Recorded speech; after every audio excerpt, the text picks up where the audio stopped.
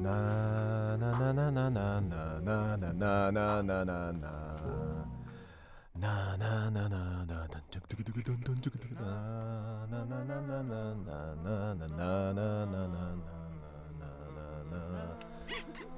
All right, who's ready for pure escapism? I got an order for 1 mouse, 1 large wheel of cheese. Oh, you're gonna give me that wheel of cheese right the fuck now! Woo!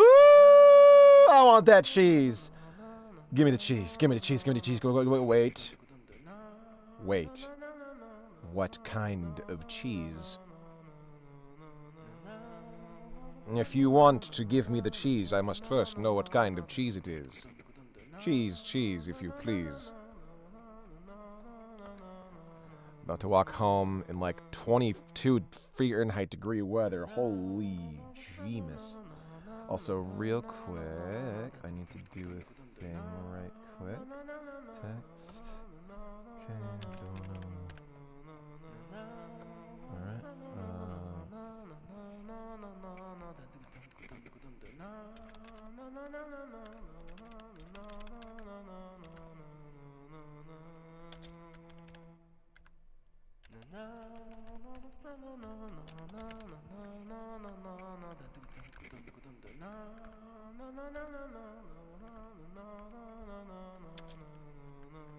Oh wait, no, that won't show up on YouTube.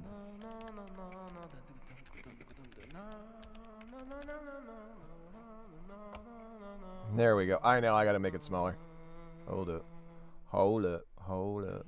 Hold it. It'll be smaller, I promise.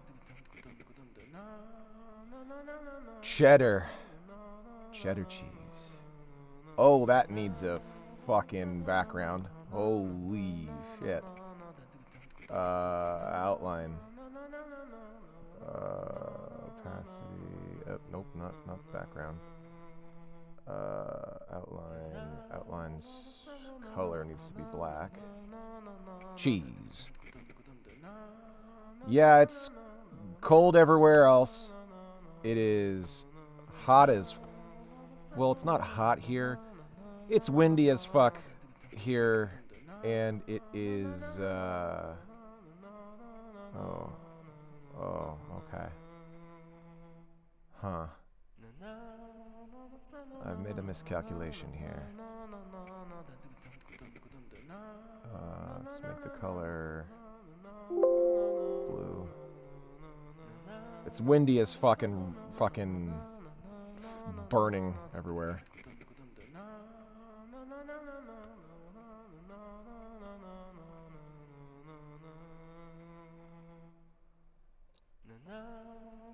Alright, should be able to read that. Cheese. Alright, there we go. Hope you don't have winter storm like Northern Carolina soon, Will. Ugh. We are ready to domacy some Katamaris. Let's, do this. There you go.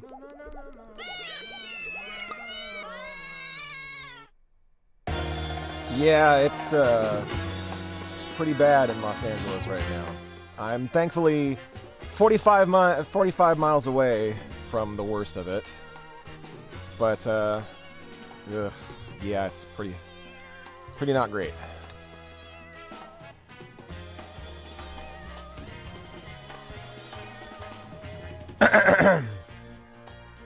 Okay, Mr. Sunshine. Na na na na na na na na Katamari damashi. Na na na na na na na na Katamari on the swing. Na na na na na na na na Katamari damashi. Na na na na na na na Bunoi on the swing. Kimi to boku no Taiken adventure. Ba. You're welcome. Ooh, s'mores Pop-Tarts for the storm. You can put some butter on those Pop-Tarts? It's so freaking good. You have cleared the game. Oh, I have cleared the game. That's right. Yeah, we're not gonna worry too much about like, oh, story or whatever. This is a save file I've already completed. I'm just gonna play. Alright, someday I want to ride the royal rainbow with the king. I got to see the royal rainbow, but I wasn't really impressed. Why wasn't I? Because the Katamari was so small. With the Katamari that small, the rainbow doesn't look as pretty. Would you show me a good rainbow for a change? The fires are not close to me at all. They're 45 miles away from me, so I'm good. But I've got a lot of friends who are being affected by it. It's not great. Hard as possible. Alright, let's go ahead and play Katamari Damacy because I want to get rid of the bad thoughts in my head. Oh, yes, this fucking song.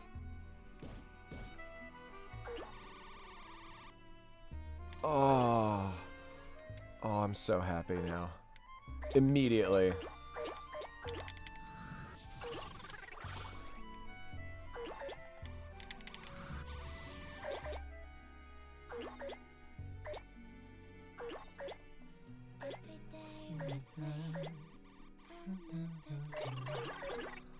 Oh, the soundtrack. So good. Yeah, the forest fires are really bad. It's just full-on wildfires at this point.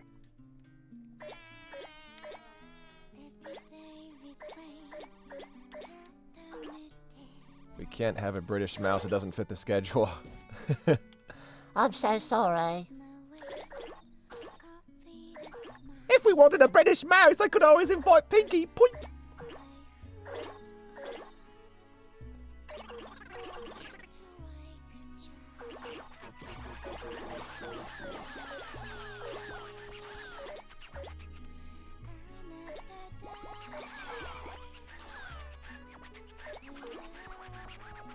God, I love this song.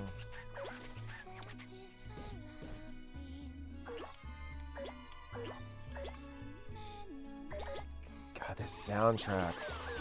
It goes from weirdly chaotic to just this.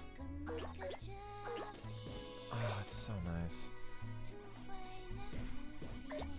I appreciate that you're all concerned.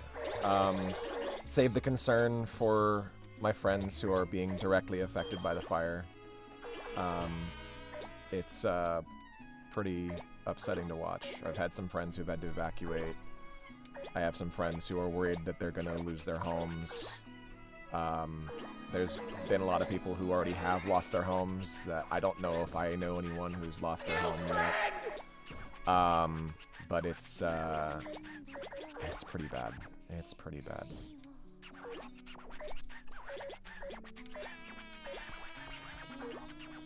House needs some cleaning and coffee. Yeah, I saw a picture. The I forget what it's called, but the area where it started is just completely gone. It's fucking brutal. Thank you, everybody. Thank you. Again, save the concern for people who really need it way more than I do right now. My only stress right now is dealing with like rent and stuff like that. I'm gonna do this one over again. I feel like I could have done that better.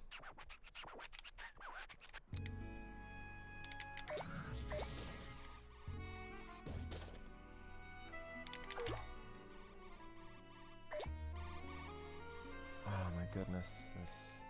I'm gonna do one more again. Actually, I just don't want to leave this place.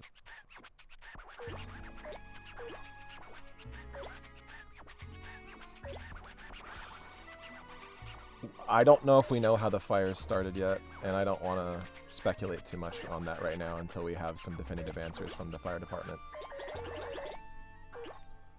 Because it could have been anything.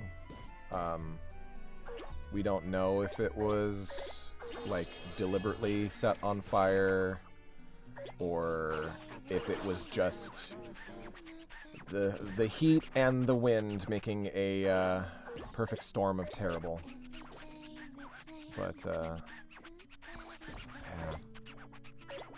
Hopefully, on one hand, I want to say hopefully it was just natural, but at the same time, that's also not great if it was natural, because it just furthers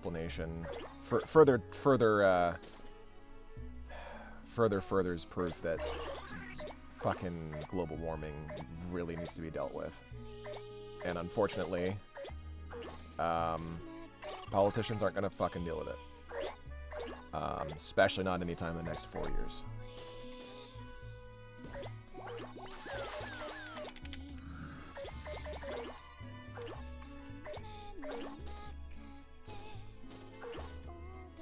Let me over. Damn it. Anyway, Katamari.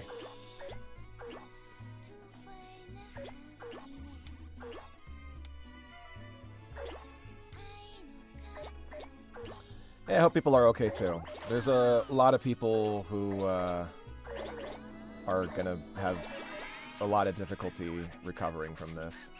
Yeah.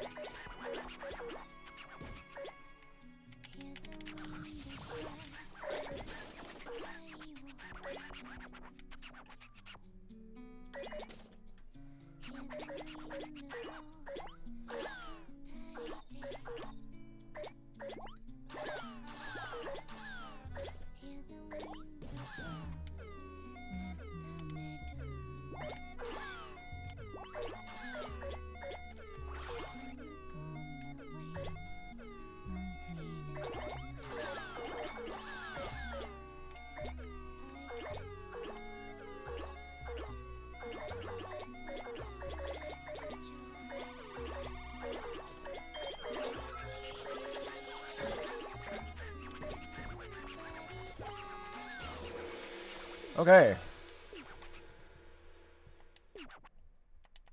Alright, let's see if this was good enough for Demandy Sandy.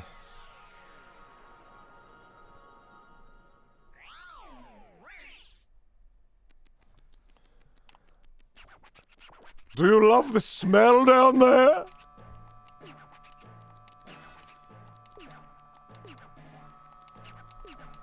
Alright, I'll make it bigger then. Make it a nice chunky Katamari. Oh, well, it's a little bit better.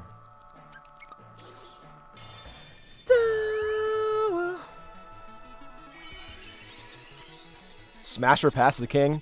Smash! 100%. I do like him big. Yes!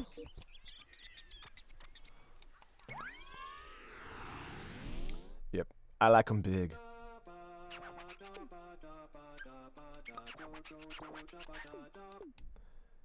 Big goofballs with a big appetite, that's my type.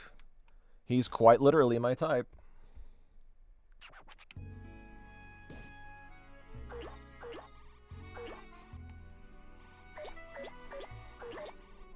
Ah! I just wanted the mahjong tile. I'm sorry, I didn't mean to fall.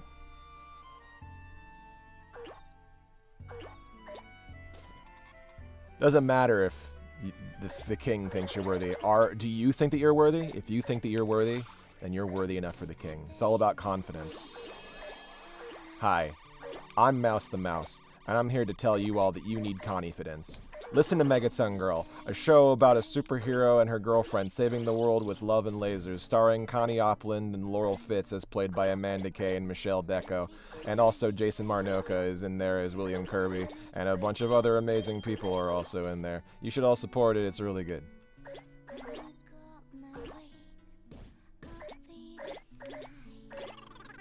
Do you and your husband play together sometimes? Absolutely. Yeah, no, we play together quite a bit. We need to play together more, but we don't usually play like together on stream. Usually the games that we usually play together are, we play a lot of, what's it called? Fuck, we play a lot of, well, we do play Fortnite together sometimes, but we also play a lot of, fuck, what's it called? Clubhouse 51, Clubhouse 52, a lot of, like, those, like, board games. We play a lot of those, especially, Yahtzee, and, yeah, we do a lot of couch co-op stuff. We don't usually, like, stream together because he doesn't stream, but, like, sometimes he'll pop in on my streams, usually if I'm streaming Fortnite. But yeah, we do play games together. Just, you know, there's some games that we just straight up can't play together, and that's, you know, that's fine. But he's been playing a lot of Halo with his boyfriend, and yeah. Yeah, normally I would be starting later, but I am dealing with a lot today, and I just needed to get my mind off of some shit for a bit, and I figured might as well do that and see about making a little bit of money on the side while I do it, because a big part of the stress is financial based, because December was a rough month for me. Yeah, I used to play a lot of 14 with my husband, but I cannot play 14 anymore because I got extremely addicted to it. And yeah, it was bad. My Radio Play Megaton Girl episode 2 was delayed. God, it was late by like a month, because I could not pull myself away from 14, and I'm just like, okay, I'm dealing with a bigger problem here, so I'm going to shelve 14 until I can come up with better self-control habits, because I would throw myself into that game for way too long, and it was making me neglect a lot of things. And I would rather not give myself the temptation, because I've got an addictive personality. If something gives me the good brain juice, you better believe I'm gonna throw myself the fuck into it.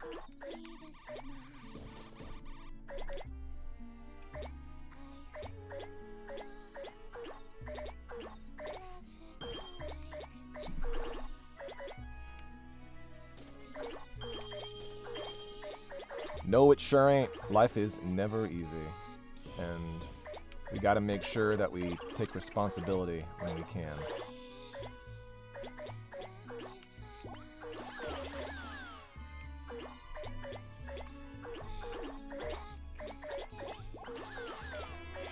And who knows, I might get back into 14 at some point. If I did, I would probably limit myself to maybe like a 3-hour stream every day, because I was like spending like whole days playing that game, and yeah, that was not healthy for me. Through no fault of the game, I just have a difficulty with that sort of what's it called, self-control.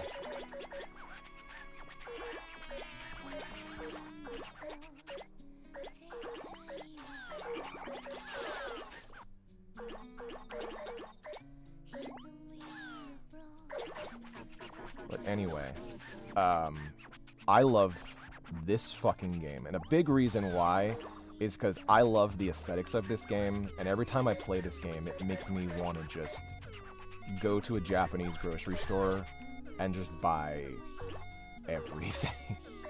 Because I love Japanese food, and I love Japan, and so the thing about me and Japan is I am absolutely nuts about Japan and Japanese culture, and I want to learn Japanese and all that. Oh shit. Katamari nice and hefty. One more time. Sorry, everybody. I keep playing the same level. I'm just trying to do better.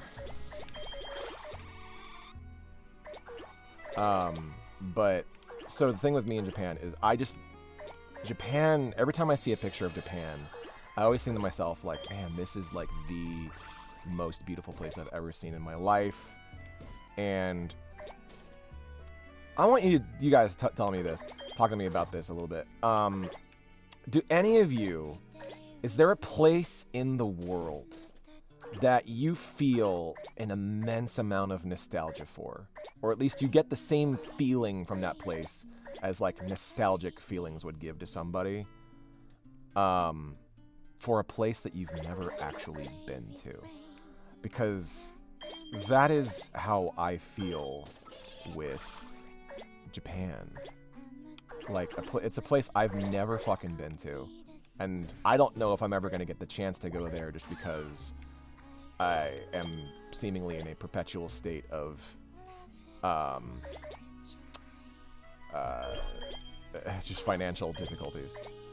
But I always feel like if I got the chance to go to Japan, I would probably cry.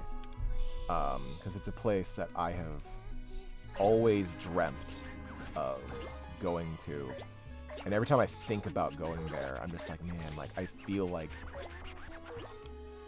It feels like going there would feel like coming home, you know?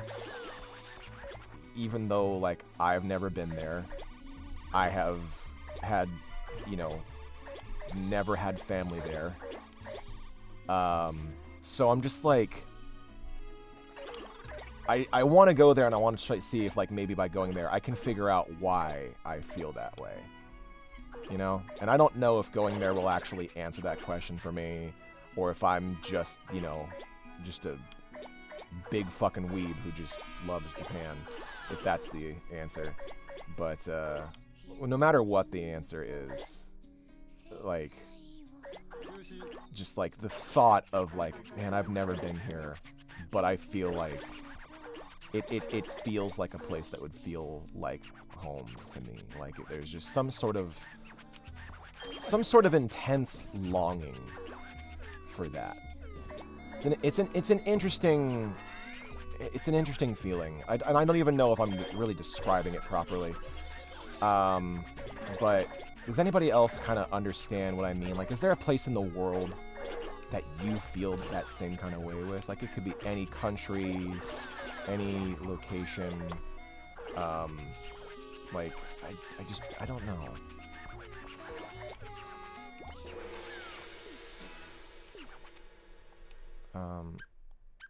Yes, I'm at least gonna get,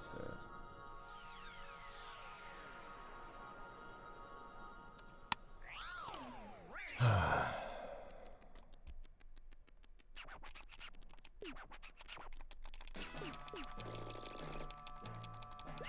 got the headphones, excellent. I'd love to go back to a CC though. Oh man. Only for 2 days, but God, I felt like it didn't necessarily feel like a place I'd been to before or like home, but I went to Prince Edward Island last year, and when I did, I had this intense feeling of just like, oh man, I could live here and just spend the rest of my life here, and that would make me happy. I don't know, I can't exactly describe it, but I was brought there by Kupokan, and it was great getting the chance to go, because that's not something, like, I don't normally get to, like, travel anywhere because of, you know, my financial situation and all that. So a lot of my traveling that I get to do, or like the traveling that I get to do, I should say, is I only ever really get to travel if it's for work. If it is for, like, for like a convention, if I'm being brought to a convention, because they pay for me to go. And so it was great just getting to like spend like 4 days. Was it 4 days? Yeah, 4 days in just this absolutely beautiful place. And I legitimately was like, oh man, I don't know if I want to leave this place, but I have to. But I did not want to leave there. I'm gonna start over this level. Yes, I'm doing okay. As I've said previously on stream, I know that you weren't here earlier when I said this. I'm a decent distance away from the fire, so don't waste any of your worry on me right now. Thank you, though.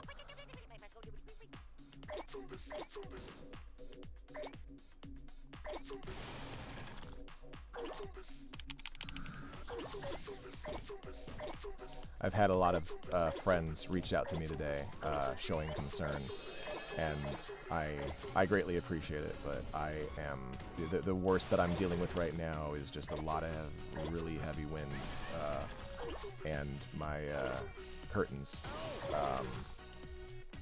being my window not exactly being a perfect seal, so the wind blows in my room, and that is just a first world ass problem right there.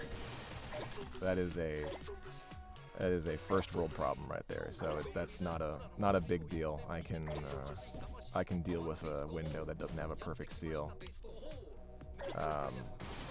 Haven't been able to sleep super well the last couple nights though because of it, but whatever. It is what it is. I'm just lucky to be safe. So that's all that fucking matters to me right now. Yeah, this is like one of my favorite levels in any Katamari game. I fucking love it. I always think of this level when I think of Katamari. This level, and there's a level in beautiful Katamari called oh fuck, I don't remember what it is. But you roll around a grocery store to make the constellation Cetus, which is the whale. And like though that level and this level to me are just peak weird Katamari bullshit. And I love me some weird Katamari bullshit.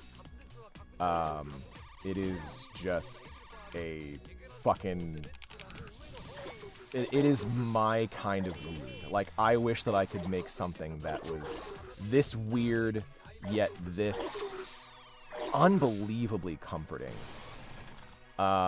There's something about, like, even though that, like, oh my god, you're rolling up all these people in all these cities, it's terrifying and horrible, but like there's something like about like the tone of the game where it's like everyone, it feels like, you know, everyone is coming together to solve a problem, you know.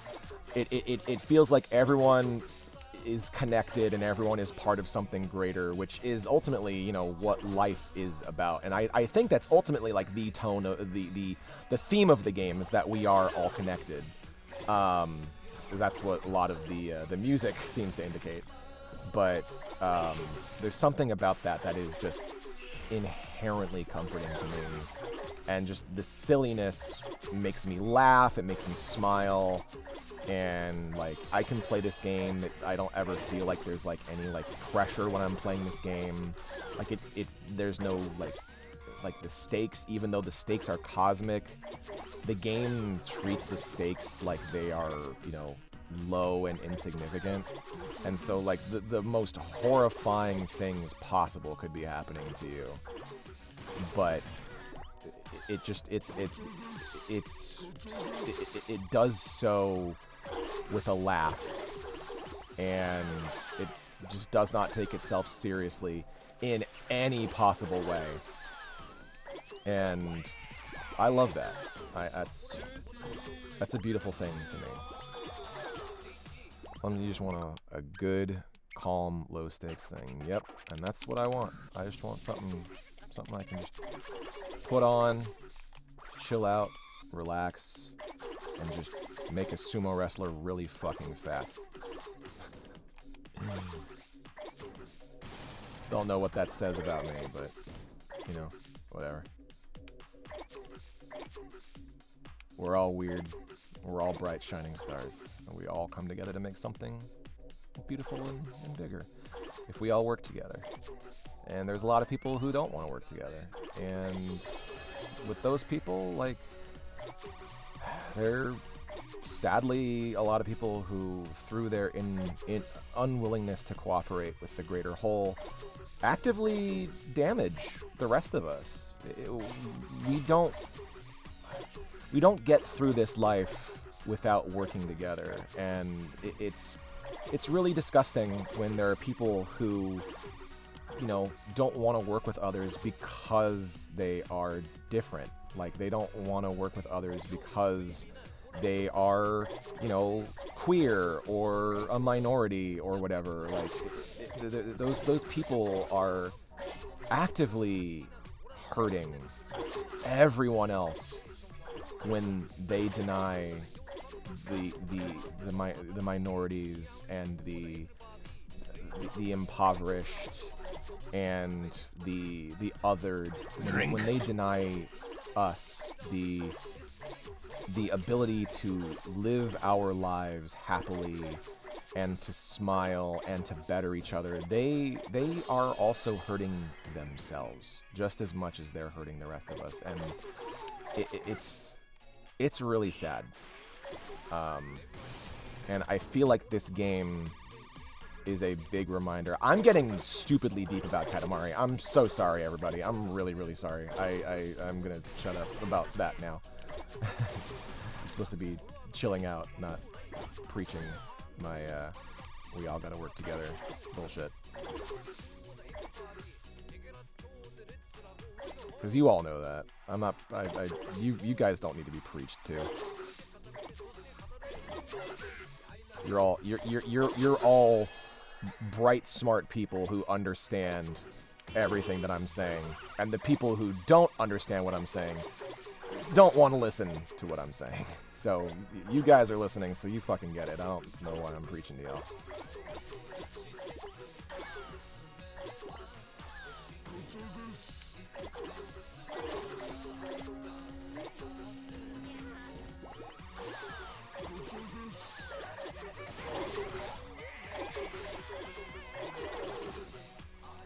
Those that don't want to listen, I wouldn't say that jealous is the word they're looking that describes them. I would say that the people who don't want to listen have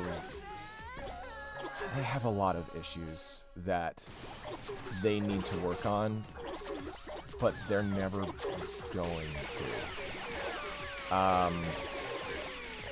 Because a lot of the issues that they have are institutionalized things. They're things that they have these issues because the society and the patriarchy, all of that, they have those issues because they've been led to that point and by those in power. Just sometimes pity people that like that sometimes, you know, because it's like you gotta be yeah, honestly, the people who like, and a lot of them are realizing, well, they're finding out that by having those beliefs, they're gonna be alone. They're gonna be alone because the people who they care about aren't gonna fucking want to be around them because they say, oh, I care about you, and then whilst at the same time saying shit like, oh, hate the sin, not the sinner. And it's just like, so you think that my life is a sin. You think that what I'm doing is sinful. You think that me living my life is sinful. And you expect me to, you know, continue to want to hang out with you or be your friend or be around you for the holidays? Like, that's just not how life works. Sincerely, that is not how life works. You're preaching in the choir, but You're preaching to the choir. You're preaching not just to the choir, but the other preachers. Yeah, honestly. Yeah, truly, truly, truly. So people are sad because they are missing out on getting to know wonderful, talented individuals. Yeah. Well, and not just me, because like I've been pretty lucky. You know, I've been pretty fortunate to have a pretty damn understanding family, for the most part. My grandmother was sadly pretended to be that person who would love you no matter what. But then she wrote me out of the will, and ended up having her son kick me out of what was supposed to be my forever home when she passed away, because she found out that my husband was transgender. And when I referred to him as my boyfriend one day, she said that's, in her words, she said, that is insulting to me. And I found out the day after she died, that she wrote me out of the will. And I didn't find out until later. I thought that she wrote me out of the will because I stood up to her, because she was saying some terrible things about my mother. And I said, you need to stop that. You need to stop talking about my mother that way, about your daughter that way, or I'm not going to come around and visit you anymore. And I thought she wrote me out of the will for that, but then I found out that she wrote me out of the will because she did not approve of Riker being trans. And it sucks. And me thinking that I could trust her cost me my my home, what was supposed to be my home, at least. And if that place had been my home, I probably would not be in the situation that I'm in right now. She basically forced me into a situation where I was not prepared for, because I thought that I was going to be set for the rest of my life. And then I wasn't. Just rather suddenly. And then my uncle kicked me out, like, shortly after, like, the pandemic. Like, after my husband had been unemployed for a couple years because of the pandemic. Because he was working in the funeral industry, and then he was let go because his doctor deemed him as being immunocompromised, and they let him go because they were like, okay, well, if you're going to be around dead people, you're immunocompromised and you can't work around them. And then they, instead of just like, instead of just, letting him go for that reason, they deemed him as a no hire. They deemed that any funeral home that is owned by this particular company is not allowed to hire him. And that is most of the funeral homes in California. There are very few funeral homes in California that aren't owned by them. And so now he's basically functionally barred from working in the industry that he wanted to work in, because he's immunocompromised. And that fucking blows serious ass. And it just really sucks. But I don't know where I was going with this. I was talking about, what was I talking about? Oh, yeah. So, that's just, you know, that's just the issues that, like, I deal with, like, with my side of, my mother's side of the family.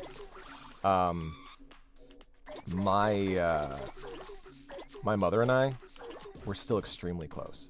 She is a wonderful person, and she, you know, and I, after her mother passed away, we became really close. And she has been so supportive of me and my husband, and I love her dearly. My dad's side of the family has been absolutely incredible.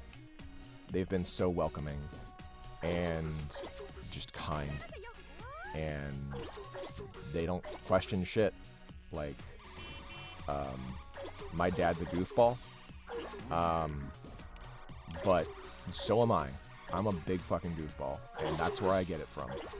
I get a lot of my mannerisms from my dad.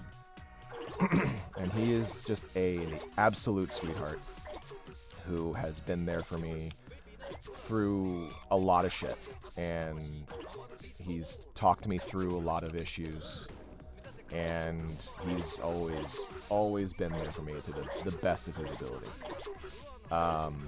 My stepmom's also been fantastic. My little sisters have been fantastic. My grandparents on my dad's side, both amazing people. I should say the living grandparents on my dad's side, both amazing people. My husband's side of the family is less welcoming and accepting, sadly. That same love that I get from my family is not as common on Riker's side of the family. He's got an uncle and an aunt who care about him a lot. And really that's it. A lot of the rest of that family is the absolute worst dregs of Christianity. They are a big reason why I have issues still with religion. I try my best to be open and respectful of all religions, even Christianity. But man, a lot of Christians make it really goddamn difficult to be accepting and loving, in spite of their constant preaching that we need to respect and love each other. Because a lot of them certainly do not practice what they preach. They do not practice the teachings of the Christ, which is unfortunate, because I think a lot of people would be a lot more accepting if they actually took time to realize that Jesus was a man who believed in respecting the poor and being welcoming and open to everyone, loving each other, and just being ultimately selfless, being truly unselfish and loving to each other. And a lot of people seem to think that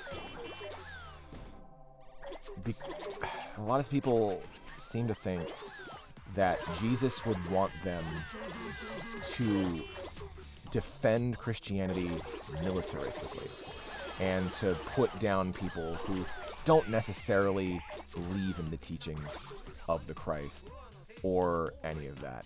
And it's rough. I am an agnostic who has read the Bible, and I don't believe in, God or whatever, but a lot of the teachings of Christ I take to heart. A lot of, like the do unto others as you would want to be done to you. Like, that is a very, very important way to live your life, is to just be good to people.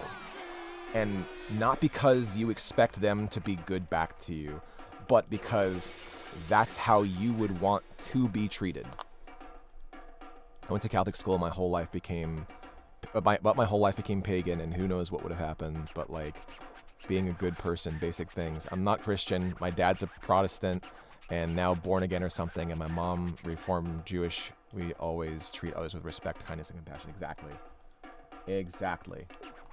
You must always treat each other with love and kindness and acceptance.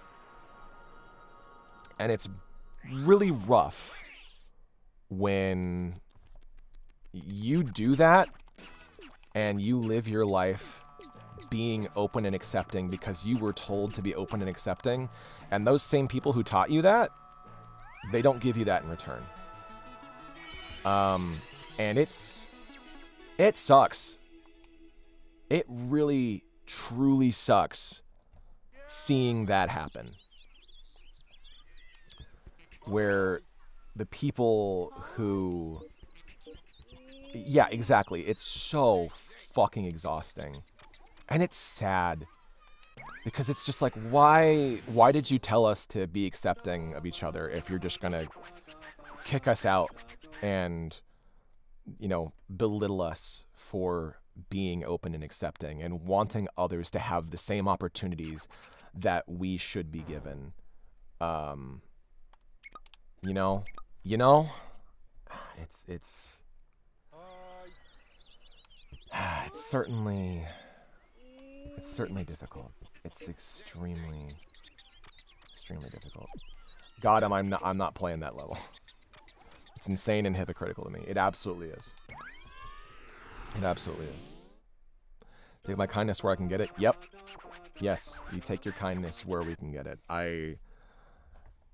Yeah, exactly. We gotta be kind to each other. We gotta be loving to each other. Just be good to everyone and steal the Declaration of Canadian Independence. Yeah, it's true. Kindness is not a weakness. You're right. It's not. It is not a weakness. Kindness is kindness. It's a strength. I as much as I hate to quote this man, Doug Walker said something that, in spite of everything else, has stuck with me for a long time. And it is that hatred is lazy. Kindness takes effort. Kindness and love and acceptance takes effort. And honestly, like, I'm tired of people being lazy. I'm tired of myself being lazy. And it is high time that everybody puts in the effort to love each other. And I know that for a lot of people, that's going to be really difficult. And there are some people who they have not necessarily earned that love. And if that's the case, like, you know, if you put in the effort and they don't return it, then, you know, clearly they don't want your love. And that's fine. So you just take what love you were going to give that person and you just spread it. You just spread those seeds and you watch love grow. So, I think that's all I'm going to talk about this for now. We're almost an hour deep into a fucking Katamari stream, and I've been getting really deep. You know what? No, fuck it. I'm going to get deeper. I'm going to get deeper than that. I'm going to get even deeper. I'm not going to talk about, you know, that stuff anymore, but I want you all to think about something that is extremely, extremely important to me. Think about this. So, I I don't necessarily, I'm not a believer in things like magic, obviously. I mean, look at me. I just don't. But I think that there is quote unquote magic to be found everywhere. And a big thing for that is, I want you to think about this. There have been trillions of years of history, trillions of stars in the sky, billions upon billions of people on this planet, thousands of countries, well, hundreds of countries, I should say, millions of cities, and so many years of history. And we're all here. We're all here right now together. And I think that there is something truly beautiful about not just all of that, but the fact that we are all the product of so many cosmic improbabilities. Some of those cosmic improbabilities are us being here all together right now, but the fact that we are all together at all, the fact that we are all together alive, the fact that the cosmos came together,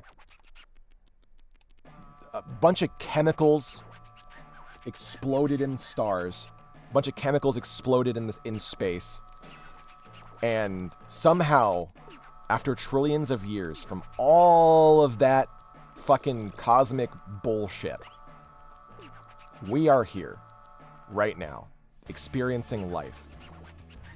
Life itself is a fucking cosmic impossibility.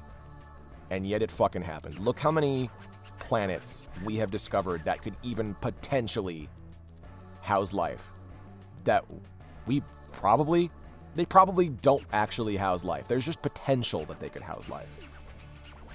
But we are here.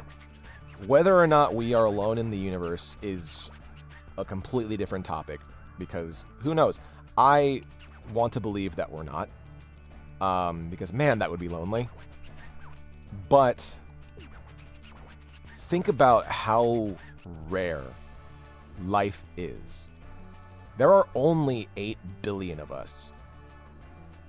That seems like a huge number. There are only 8 billion of us. On a small planet, there are 8 billion of us on this small planet. There are trillions of stars in the sky.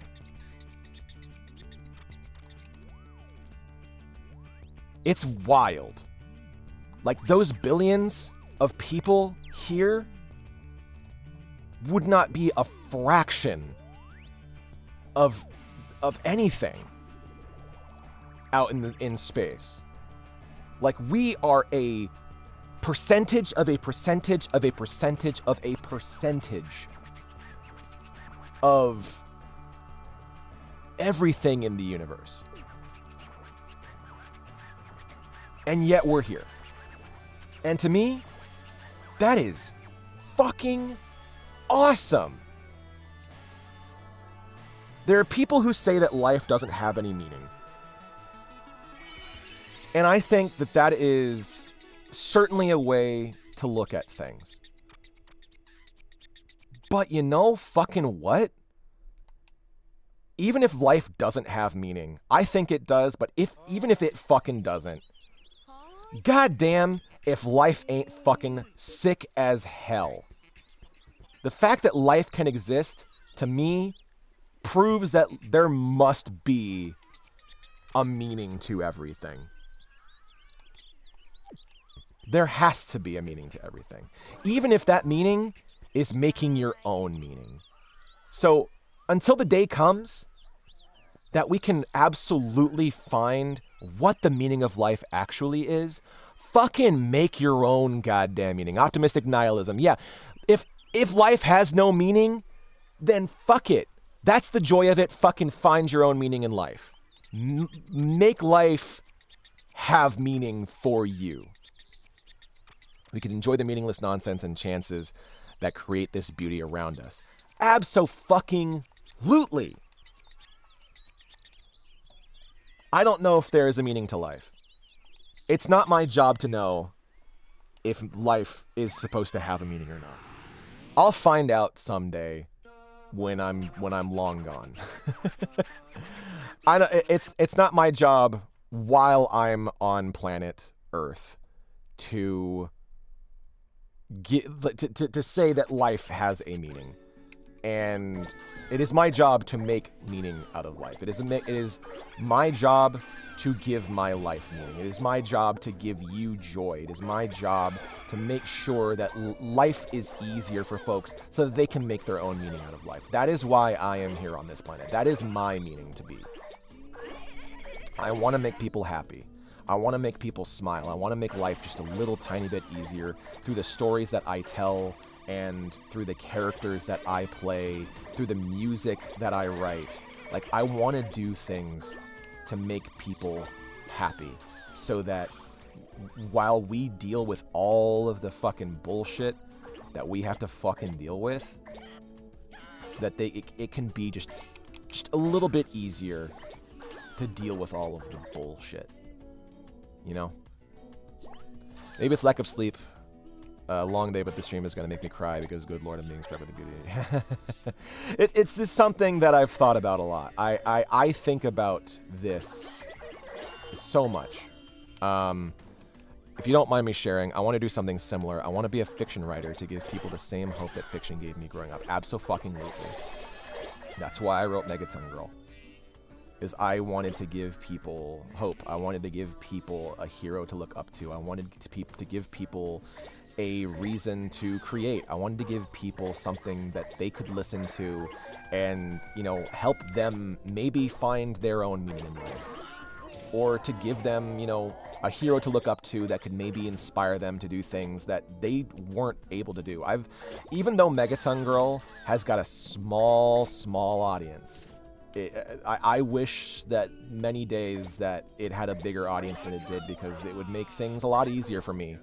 But the people who it has helped, the people who have came to me and told me that, hey, Megaton Girl helped me come out against my fucking abuser. Megaton Girl helped me stand up to somebody who'd been bullying me.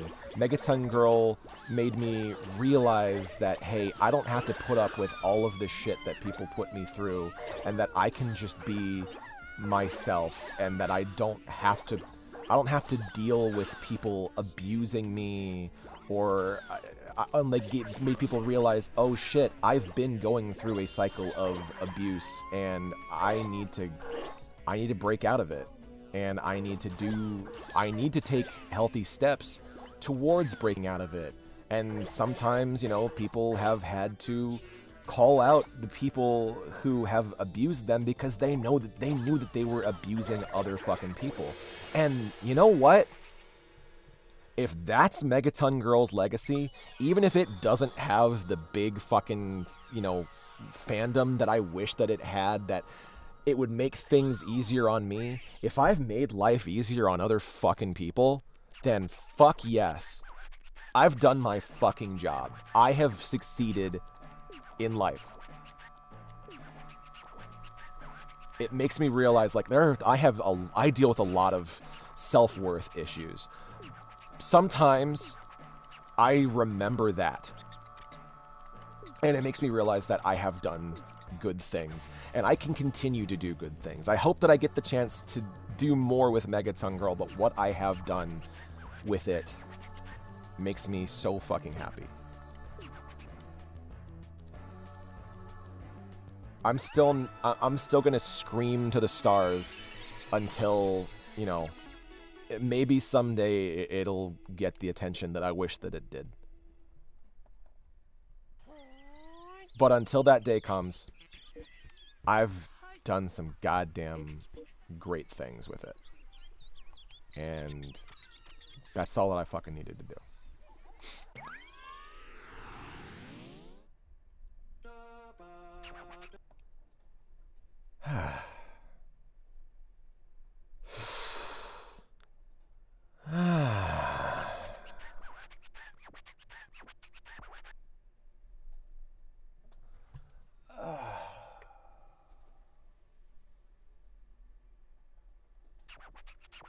That was really cathartic.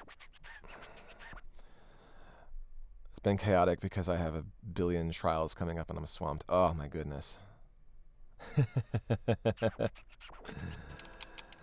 Yeah, I'd say I know what you mean, but sadly I don't have experience with law, but I've had a lot of friends who are in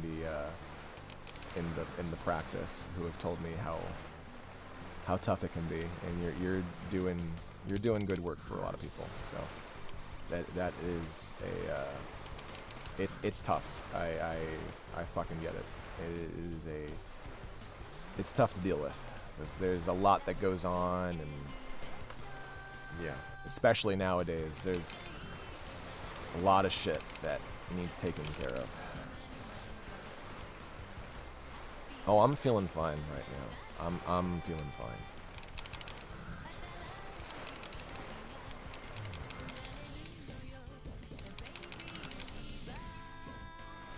Yeah, especially after all that fucking talk, I feel fucking great now. I'm a paralegal, so I get a lot of grunt work. Oh, my goodness. Yeah, the grunt work never gets the respect that it fucking deserves. This level looks like the outside of your window. Yeah, this is a really chill level. You don't have a fucking time limit. You just roll up a fucking snowman. That is this level. You don't get a time limit. You just make a snowman as big as you want to make it. Also, I can't redeem it again, but take care of yourself, drink some water. You are so correct. Let me do that real quick.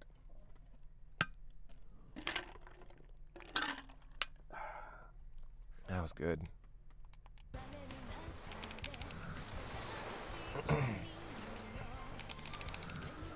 These winds are killing my fucking voice.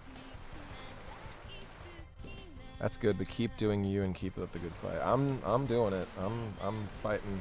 I'm fighting as hard as I fucking can. Been dealing with a lot of shit lately, but you know what? I take days off when I need it, and fight like hell when I don't need to take breaks.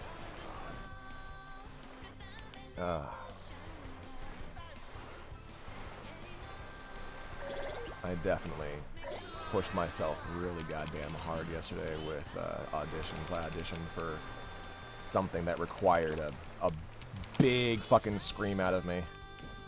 And I think I hit the scream a little too hard.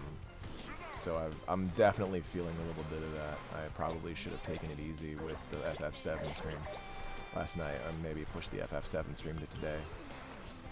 I already want to play more FF7. I fucking love that game. And actually, even more than FF7, I'm definitely going to have to stream Remake and Rebirth again. I know that I already have, but I want to stream Remake in a much more chill way than I did before, where I played it on the hard mode and it was really stressful.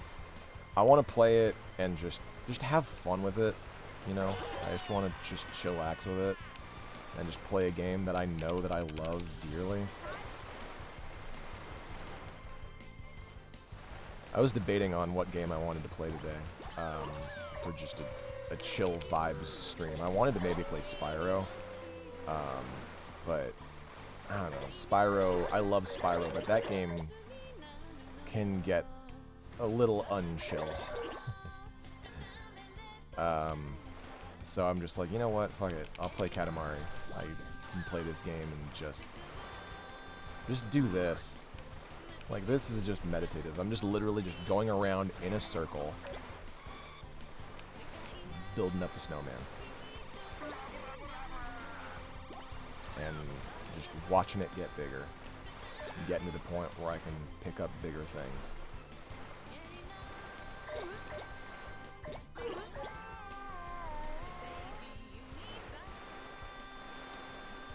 Man, I want some fucking curry. When do I not want curry? I don't know if I talked about this on stream, but recently I had a fucking craving. I had a craving that was like split between two different cravings. I think ultimately what I wanted was just spicy. But I couldn't decide if I wanted jambalaya or Japanese curry. And I don't know if I told this story recently.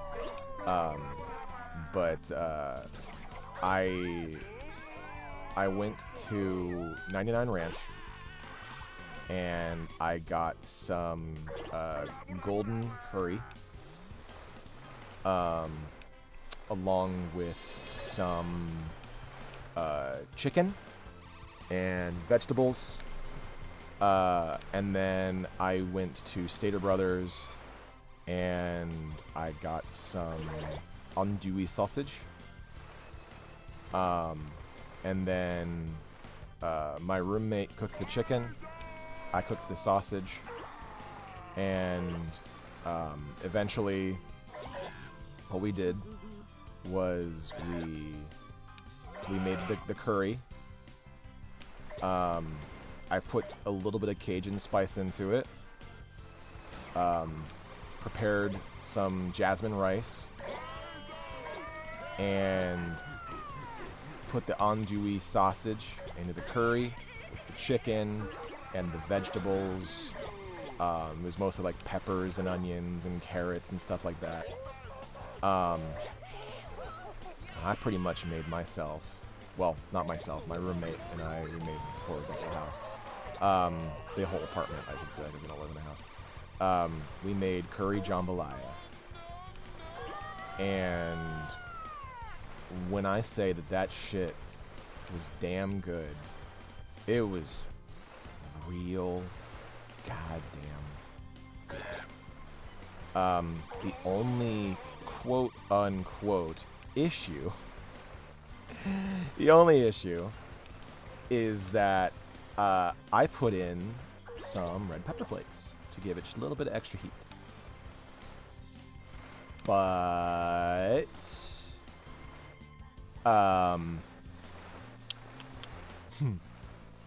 I accidentally opened the wrong side of the red pepper flake bottle.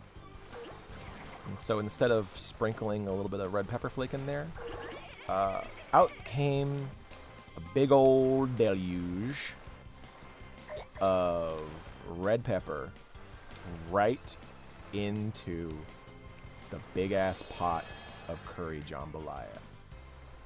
And I'm just like, uh-oh. And so I scooped a little bit out, but I'm just like, you know what? And so I just stirred all of it up and said, hey, so it's gonna be a little extra spicy. Sorry in advance. Hopefully it's still good. And they tried it and they're like, man, this tastes really good. And then immediately, oh. And I was just like, oh no. Oh no. I felt so bad. But they still liked it. They're just like, it's really good. It's just, oh my god, that red pepper flake is a bit much. There's just so much of it. I'm like, sorry. But it was fine. I still really liked it. I ate it the fuck up, and I went back for leftovers later. It made good leftovers because there was a lot of it.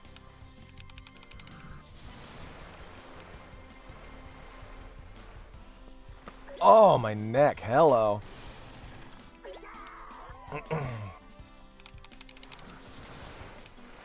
What other cooking escapades do I have?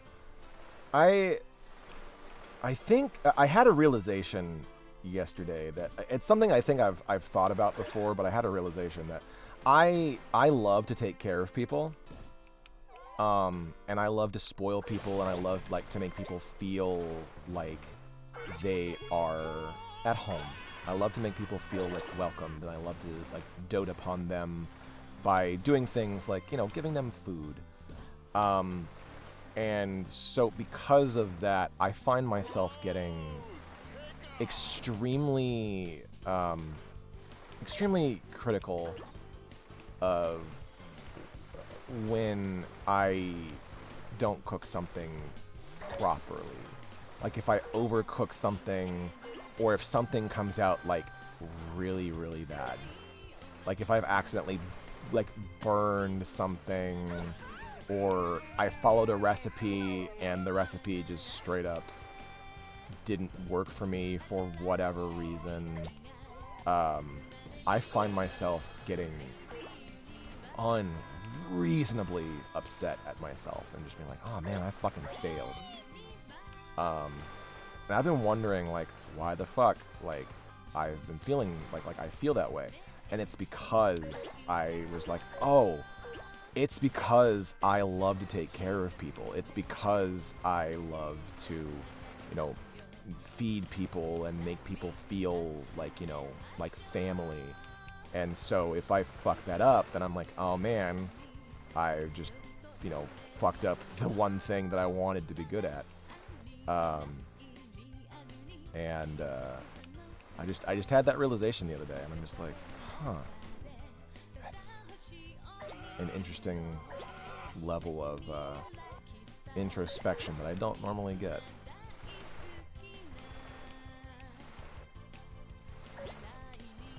It's not to that level. Well, this whole stream has been introspective, and extrospective, let's call it.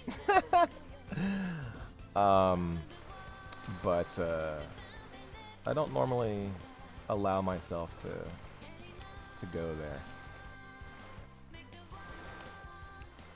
For all of you, make sure that you're taking time to think about yourself. Not be like selfish, but to realize that, what's the word I'm thinking here? To not sacrifice your well-being, and to not sacrifice your own health and mental health for others. Like, sometimes sacrifices obviously need to be made, but also, like, make sure that you are taking care of yourself so that you can continue to take care of other people before you are able to, because you're not going to be able to really devote yourself to helping other people if you yourself are not in a position to do that, because you're just going to end up hurting yourself and making things harder on you, and potentially making things harder for the people that you're trying to help, because you're trying to be in a position to help when you can't, and it's just gonna, ultimately make the problem worse for somebody. And you just got to make sure that you take care of yourself so that you can help others. But at the same time, do make sure that you are also, taking time to help others as well. It's a balance. All of life is about balance. It's about, you can't save someone who's drowning when you're already drowning. Yep, exactly. If you are not in a position to help somebody, sometimes it's all right to say, I can't right now. Because if you can't, and you try anyway, sometimes you're going to end up hurt. And it's all a matter of when to say, I'm sorry, I can't. And that's definitely not to say every time, because we all need help, and we all need to make sure that we're helping each other. But like you said, you can't help other people if you're drowning. It's something that took me forever to learn, because I was always wildly self-sacrificing. Me too. I was dealing with a lot of stress because I think of myself as the helper. I think of myself as someone who always needs to help people, no matter what, and that's my duty. And even if that is my duty, I can't fucking help people if my world is burning. Bad analogy, but if everything is crumbling around me, if I'm trying to help somebody else, it's gonna be bad for them, because I might give them advice that might seem good for me at the time, but it might not be good. It might be pretty rash advice. So if you're not in the headspace to be able to give out rational advice or rational help, can't pour from an empty cup. Abso-fucking-lutely. Nailed it. You nailed that shit right on the head. Whew! Y'all hear that wind? Y'all hear that? Whew. That was crazy.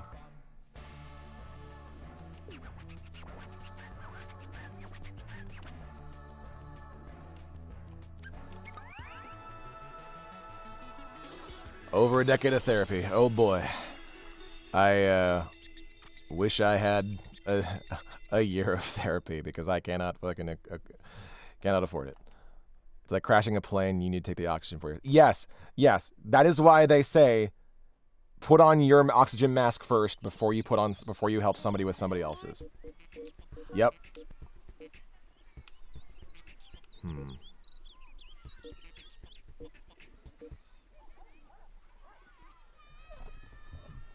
New approach to Ikebana.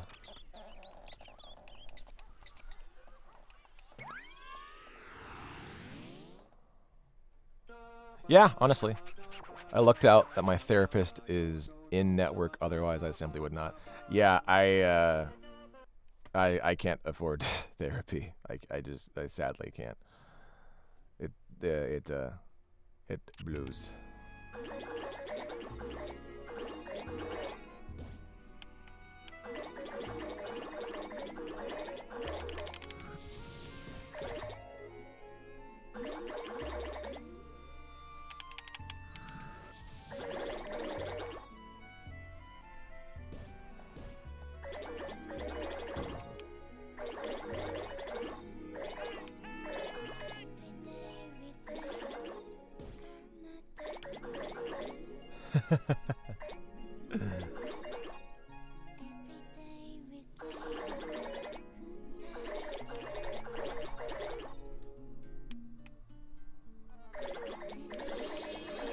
Whoa! Hello. It's Ichigo. And I go for just a big ass pineapple right now. Just a nice bowl of pineapple. That was so good. I don't have one, but I like. Do you have a favorite flower? Ooh, yes, I have two favorite flowers.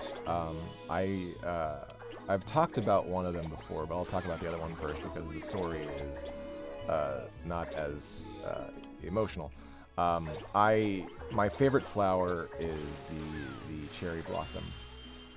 I love the cherry blossom. I love the imagery of the pink trees with just snowing pink petals. I love that imagery so much. But my other favorite flower is the hibiscus. And the hibiscus is my favorite flower because not only is it a beautiful fucking flower, my husband's cat, Honey, used to, instead of like bringing him like, you know, a dead animal, used to bring him a hibiscus flower every day for, I want to say, like 10 years.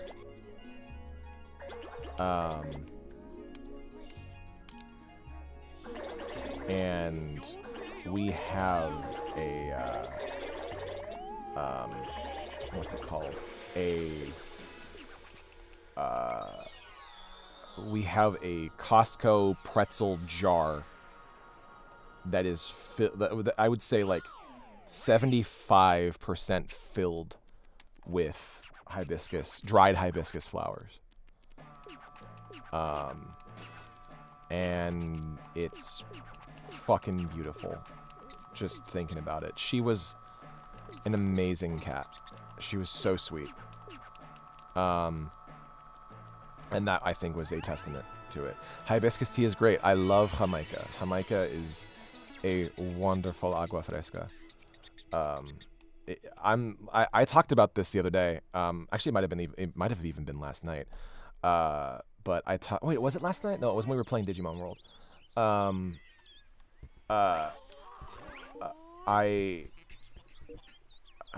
was I saying? Yeah, I'm very picky when it comes to tea. I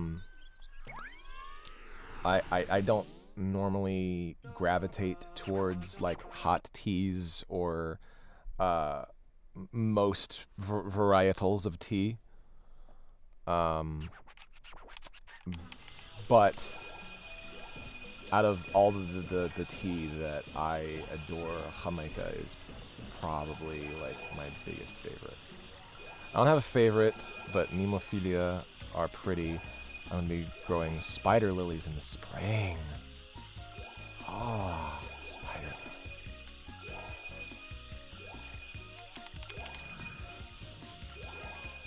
My mother used to have a fucking big ass rose garden. She always wanted one. And she wanted one until she couldn't take care of it anymore. Or rather, didn't necessarily want to take care of it anymore. It was a lot of work. And because roses are finicky. She had a big rose garden out in front of her house, in front of her house. She eventually got rid of the roses and made that section of her front yard just more parking for an additional car. But after she got rid of all the roses, she decided that she was going to use the hill next to her house to start planting other things. And my favorite of the things that she has planted are plumeria. They are a tropical, a small tree, flower tree, that can actually get quite big. But they are absolutely beautiful, and they smell so incredible. Sometimes I will pluck a single plumeria off of the tree and just put it behind my ear, because it makes me smell so fucking nice. Kind of off topic, but I'm really happy you got a good relationship with your parents and step-parents. Yes, me too. I wish that I had a better relationship with my uncle and my late grandmother. But I did still have some good memories with my grandmother, in spite of everything that I have said about her. A lot of the things that I said about her occurred later in life. She had issues even before then. She was not particularly good to her daughter. But my grandmother is a big reason behind my love for music. A hold on. Can you all hear me just fine? I just realized my microphone was a little bit low. But she's a big reason behind my love for music. She would take me to the Hollywood Bowl every summer for many years. I'm going to turn it up a little bit then. You can get a little bit low, but you can hear me. Okay, there we go. She would take me to the Hollywood Bowl every summer for many years. And it was great.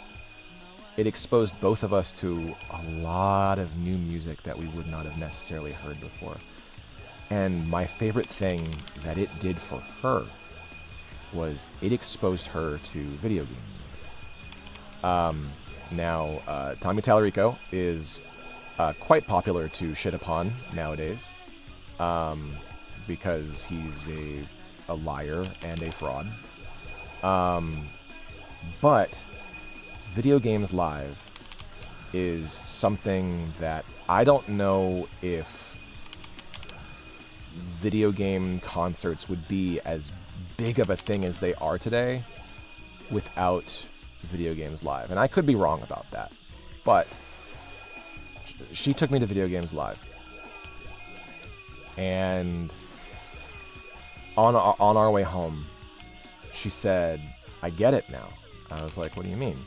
She's like, I understand why you love video games so much. Like, they are art. Like, it's an art form. And video game music is part of that. And I said, yes, that is absolutely correct. Like, video games are an art form, just the same as everything else.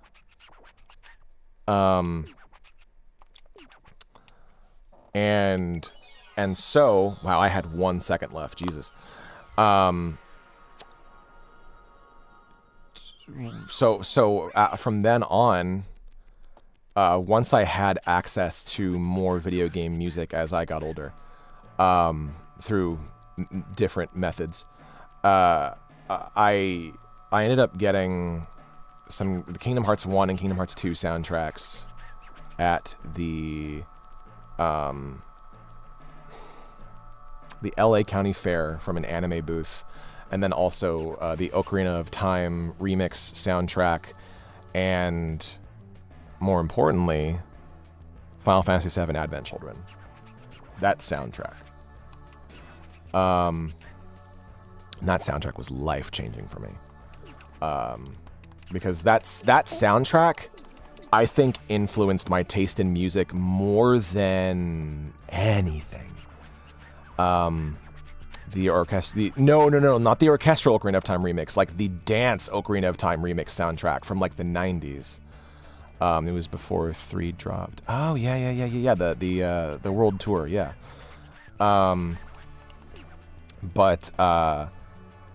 So I would make mix CDs for her of a bunch of different video game music, like my favorite songs from Kingdom Hearts, or my favorite songs from Halo. That was her favorite one. My favorite songs from Final Fantasy that I knew of at the time. At that time, I had not. I had not been too exposed to a lot of Final Fantasy music at that point. But we listened to a lot of video game music together. And if I was able to, I would abso-freaking-lutely just put on a bunch of video game music for you all on stream and just be like, hey, we're going to listen to some of my favorite video game music and just chill, just vibe. I don't know if I'd be able to do that because of YouTube's YouTube and Twitch's laws around that.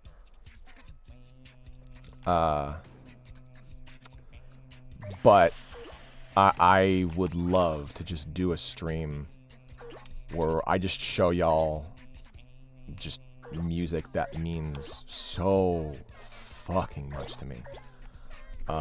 Because music really means a lot to me.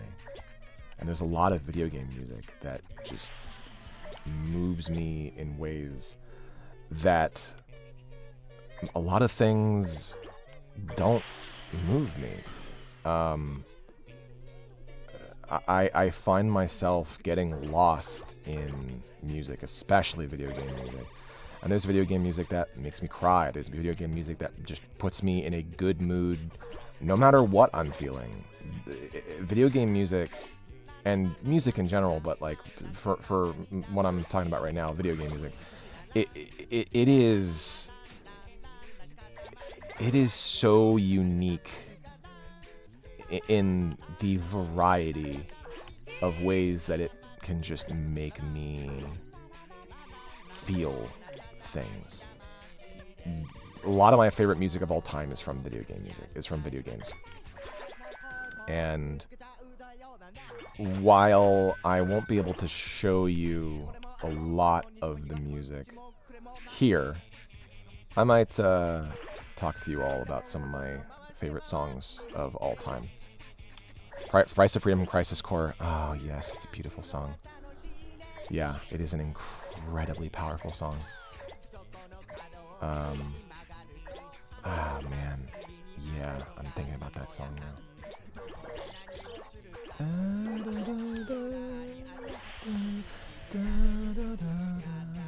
Yeah.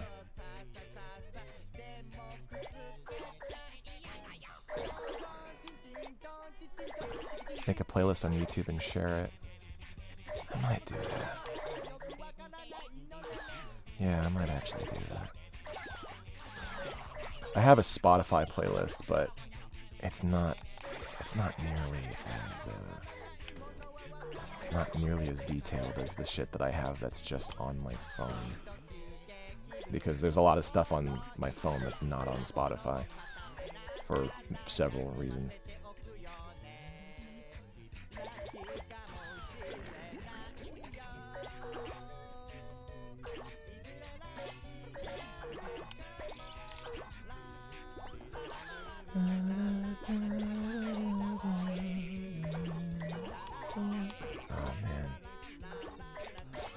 Better for people who don't have Spotify too. Absolutely. It absolutely is. You know what? Fuck it. Submit it. Let's do it. Does this fit just right? Who knows? Let's find out. Probably not.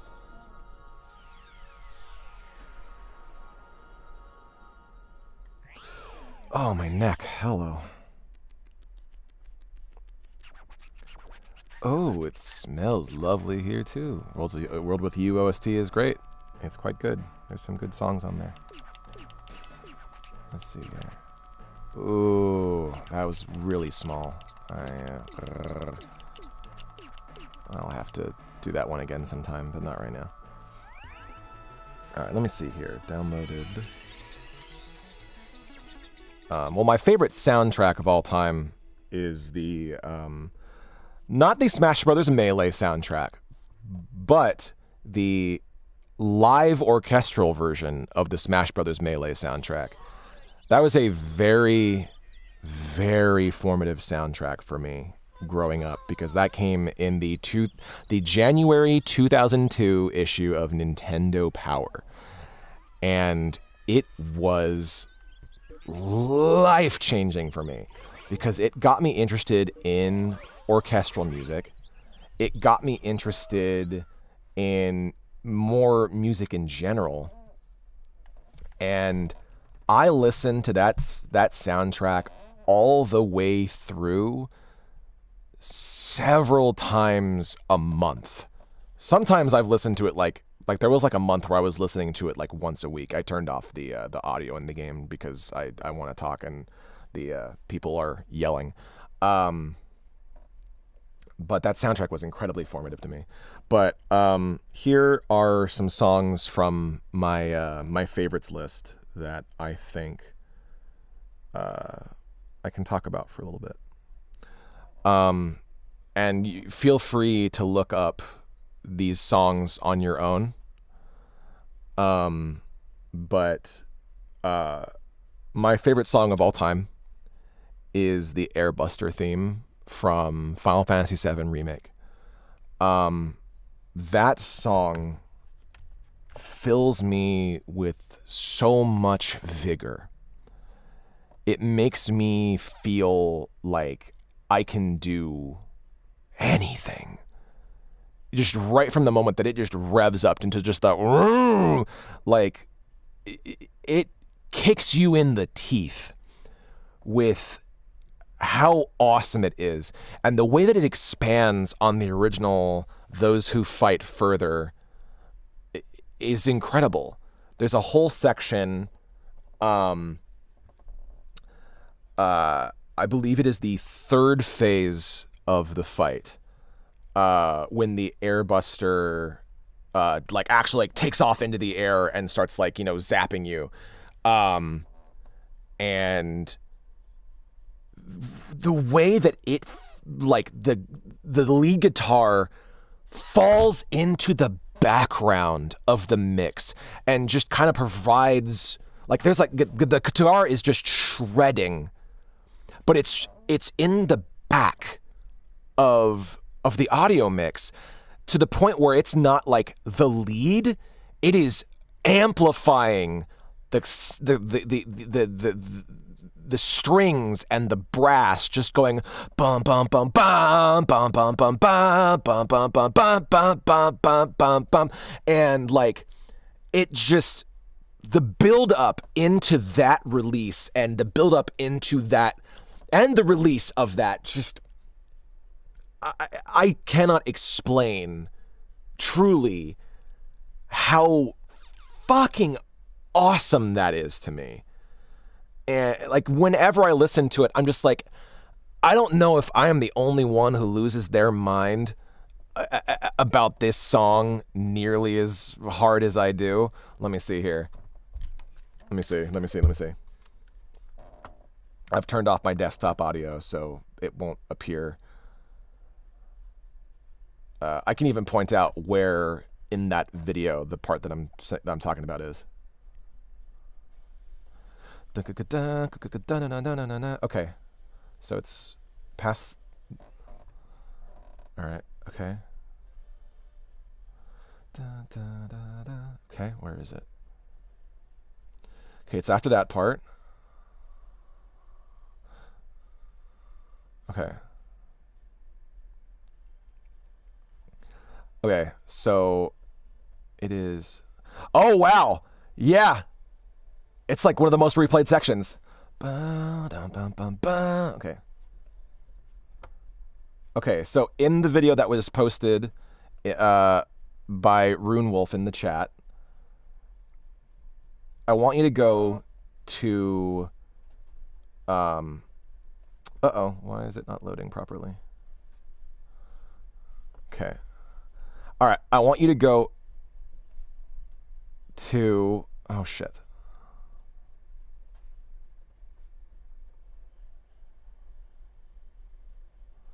Okay. Okay, I want you to go to 334 on that particular video upload. I want you to go there. Listen to that buildup. And then listen to the release of that buildup as it just goes fucking ham. And it just, oh my God, it rules. It is probably my favorite part of, it is my favorite musical moment. I love musical moments. If a song can give me a musical moment that I just want to rewind that section over and over again, then that song is going to be forever in my mind. So we've got the Airbuster from Final Fantasy VII, favorite song of all time. Bringing it back a little bit lower, I can actually play this song. Star Rock. My second favorite song of all time is pulled way the fuck back. I'm gonna go ahead and I'm gonna do something real quick. I'm going to exit out of Katamari for now. I'm going to change this to just chatting. Just chatting. Okay. So, why does it say offline? Why does it say offline? Oh shit. Am I still on? Can you guys hear me? Okay, there we go. Can you guys hear me? I'm so sorry. It said that I was offline for a second there. I was just changing the Twitch to say just chatting. You're not offline? Okay, cool. Thank you. Okay, so I want you to listen to this song real quick. This is my second favorite song of all time. I'm not going to play this whole fucking video because it's 10 hours long, but...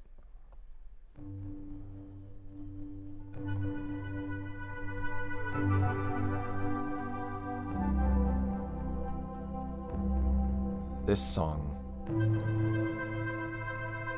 is just calm for me.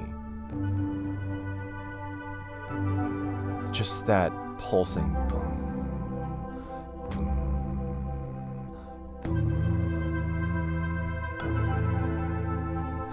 boom. And then those string chords just providing just this melancholy loneliness almost, but there's a beauty to be found in that loneliness. And then that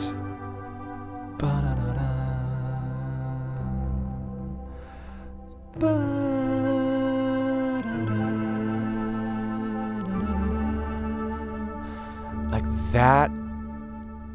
This song, it's the menu theme from Star Fox 64. I would put on this menu and just be for a bit. It's the menu from Star Fox 64. I will do this. Menu Star Fox 64. And it's just a short, it's a short loop. And it out of all of the songs on my favorites list, it's probably the shortest.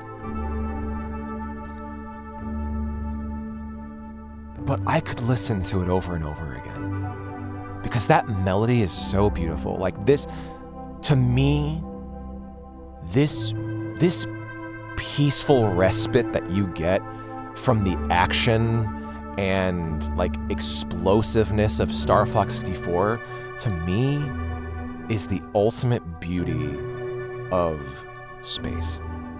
Like, space is a beautiful, haunting, lonely thing because there's so much emptiness, but there is a calm to be found in that emptiness, which is interesting to me because I find space to be terrifying. I like the idea of getting sucked out into space and just being in that loneliness scares the shit out of me. I have difficulty looking up at night because of space.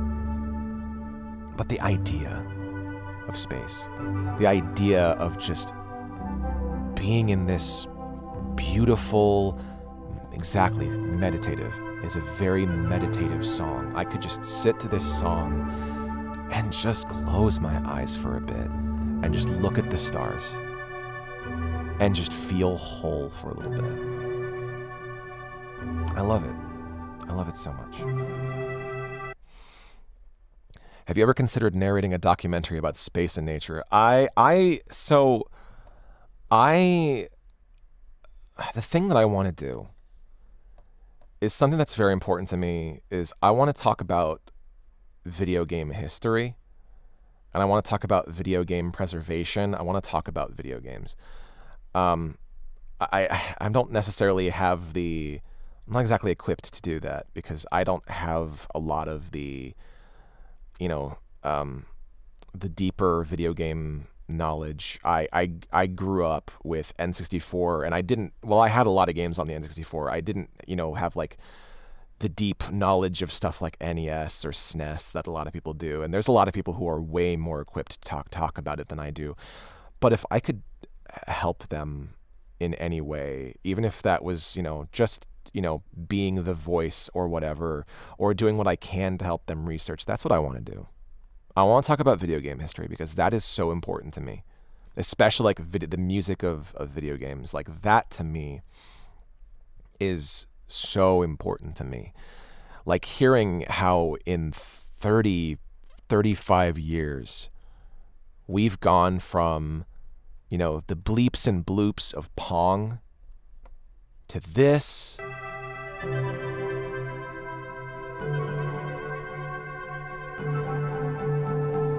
To then this.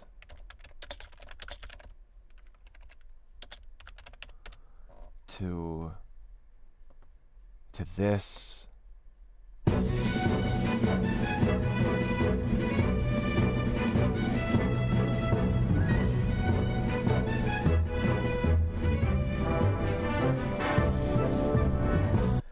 And then to,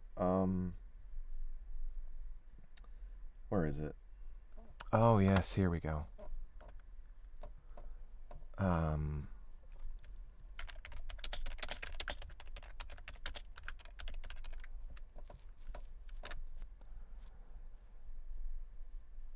To this.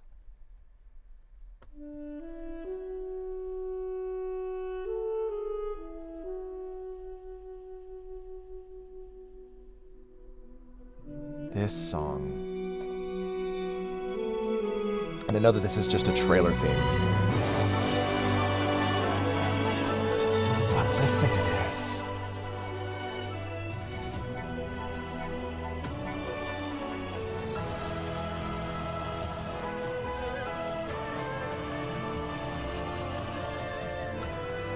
This is the trailer theme from Tears of the Kingdom.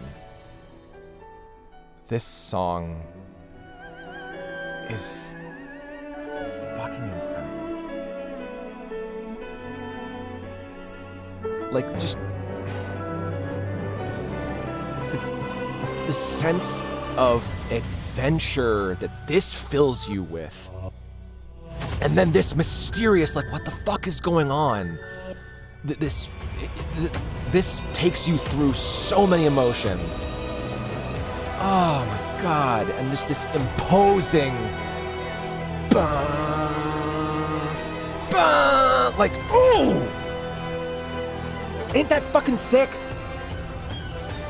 Like, this is how far we've come in 35 years.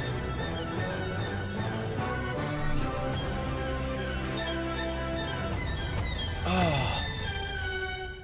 And then we get just this.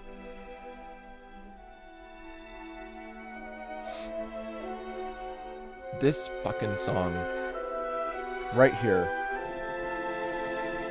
gets me almost as hard as that one section of Airbuster I was talking about. Right here.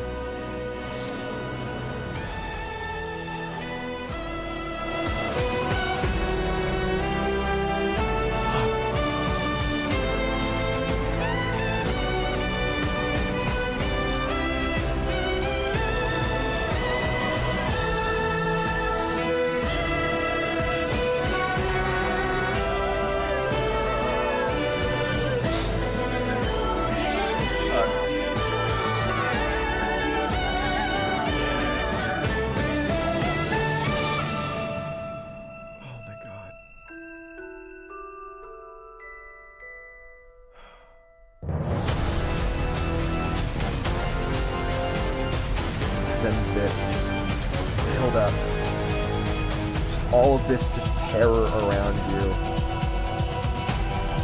But you can fucking stand up to it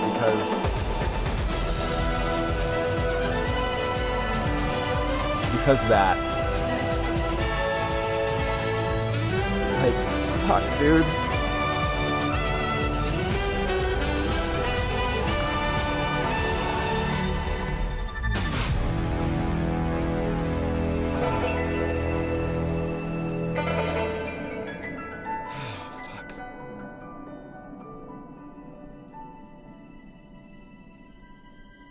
And then it just leaves you with this.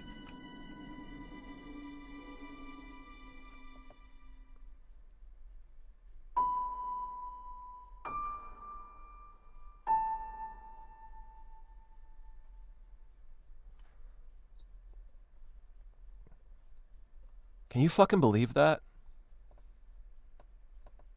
That's how far video game music has come in 35 years. Like, to me, that shows you like how far video games as an art medium have come, that we get beautiful, respectful, emotional things. I was crying from that. It's been a long time since that song made me cry. But I need a Zelda anime and Kingdom Hearts 3 anime with it. Yeah, thank you. That's very kind. But my God, that is what we've got. That is what video games music is like now. And now video game music can be anything. Like, we can have that. We can have stuff that pays homage to the classics. We can have chiptune stuff. We can have all of this incredible stuff. We're no longer just limited in what we can do with video game music. And you know what? With the limitations that we had, we made some fucking incredible shit with the limitations that we had. Because of those limitations, we have the Zelda theme. Because they didn't have to rely. I mean, they didn't have to. I should say not have to. They couldn't rely on good quality for their audio. They couldn't rely on CD quality music. They had chiptunes. Limitations breed creativity. Exactly. They were forced to be creative with the melodies. They were forced to give you something that you would never get tired of, no matter how many times you heard it. How many times in the last 35 years have you heard the Super Mario theme, the Super Mario Brothers theme? How many times have you heard that? And how many times have you thought to yourself, man, this song is fucking fun? Because it is. It's just a wonderfully crafted song. And the Zelda theme, wonderfully crafted tune. We got some stinkers, obviously, but that was because people didn't use what they had. They oh shit, hold on, we're reconnecting channels. Okay. Sorry, I got a message in my chat that said that we're having difficulty with connecting. Okay. That's what we've got now, is we're no longer limited by those limitations. And in spite of being liberated from those limitations, there are people who still choose to work within those limitations. And there are people who take the building blocks that those limitations gave us and expand upon it. They work on creating beautiful melodies first and foremost, and making it so that you will remember the music and you'll never get tired of the music. And you'll think about the music when you're sad or you're happy, or you'll put on that music when you're sad or happy.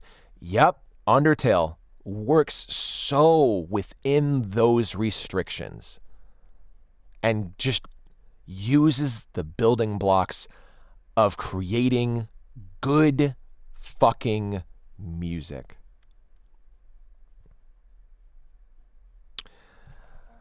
And that's ultimately what all this is about. Good fucking music. We're here to create awesome things. We're here to leave our mark on the world. We're here to come together, help each other, and make each other smile. And I think that composers of video game music, they do that damn good.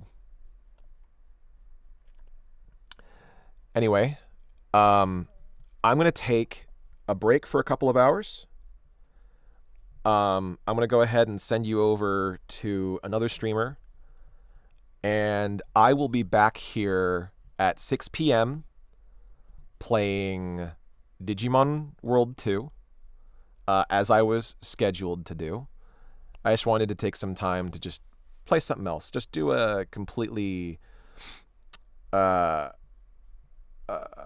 unscheduled, just fun stream.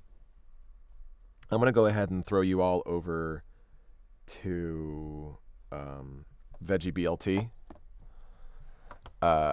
who is an absolutely incredible streamer. I think that you're going to have a fun time over there. Let's go to Stream Manager. Throw you over there. And then if I see you in a couple hours for Digimon, great. If not, I'll see you some other time. Veggie BL Tail.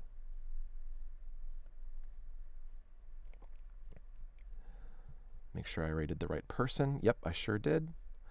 All right. I will see you all either shortly or tomorrow for Ghost Trick with Amanda. Yep. You know what? I could not have said that better myself. May the winds of change guide us to a better future. And you know what? May your heart be your guiding fucking key.